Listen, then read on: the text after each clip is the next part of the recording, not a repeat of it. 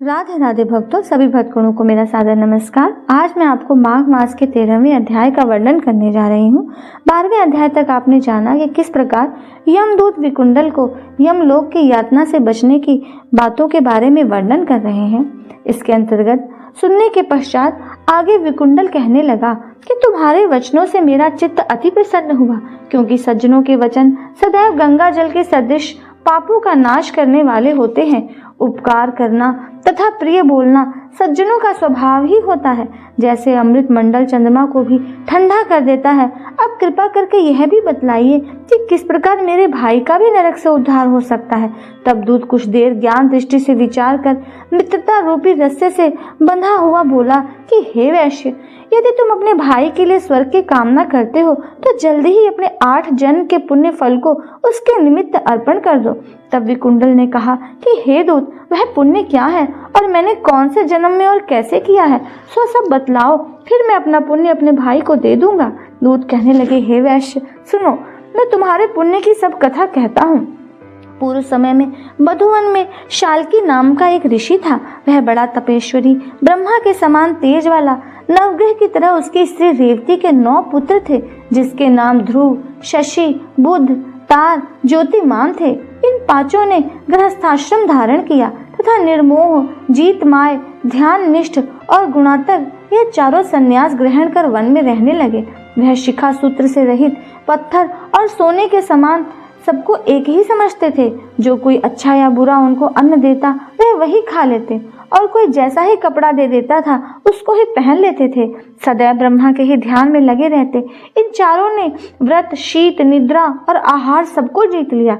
बस चर अचर को विष्णु रूप समझते हुए मौन धारण करके संसार में विचरते थे। ये 4 महात्मा तुम्हारे घर आए, तब तुमने मध्याह्न के समय भूखे प्यासे इनको आंगन में देखा। जो तुमने गदगद कंठ से आंखों में आंसू भरकर इनको नमस्कार करके इनका बड़ा आदर सत्कार किया।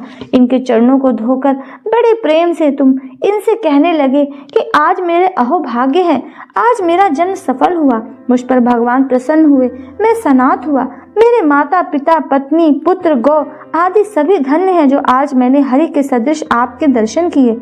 सो हे वैश्य, इस प्रकार तुमने श्रद्धा से उनका पूजन किया और चरण धोकर जल को मस्तक से लगाया। फिर विधि पूर्वक इनका पूजन करके तुमने इन सन्यासियों को भोजन कराया।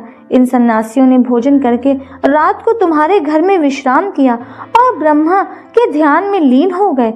इन सन्यासियों के सत्कार से जो पुण्य तुमको मिला सो मैं भी कहने में असमर्थ हूँ, क्योंकि सब भूतों में प्राणी श्रेष्ठ हैं। प्राणियों में बुद्धि वाले, बुद्धि वालों में मनुष्य, मनुष्यों में ब्राह्मण, विद्वानों में पुण्यात्मा और पुण्यात्माओं में ब्रह्मज्ञानी सर्वश्रेष्ठ हैं। ऐसे ही संगति से बड़े बड़े पाप नष्ट हो जाते हैं। यह पुण्य तुमने अपने पहले 8वें जन्म में किया था। सो यदि तुम अपने भाई को नरक से मुक्त करना चाहते हो तो यह पुण्य उसको दे दो। सो दूत के ऐसे वाक्य सुनकर उसने प्रसन्न चित्त से अपना पुण्य अपने भाई कुंडल को दे दिया और वह नरक से मुक्त हो गया और दोनों भाई देवताओं से पूजित किए गए। तब दूत अपने स्थान को चला गया। इस प्रकार वैश्य के पुत्र विकुंडल ने अपना पुण्य देकर अपने भाई को नरक की यातना से छुड़वाया। सो हे राजन, जो कोई इस इतिहास को पढ़ता या सुनता है वह 1000 गोदान का फल प्राप्त करता है।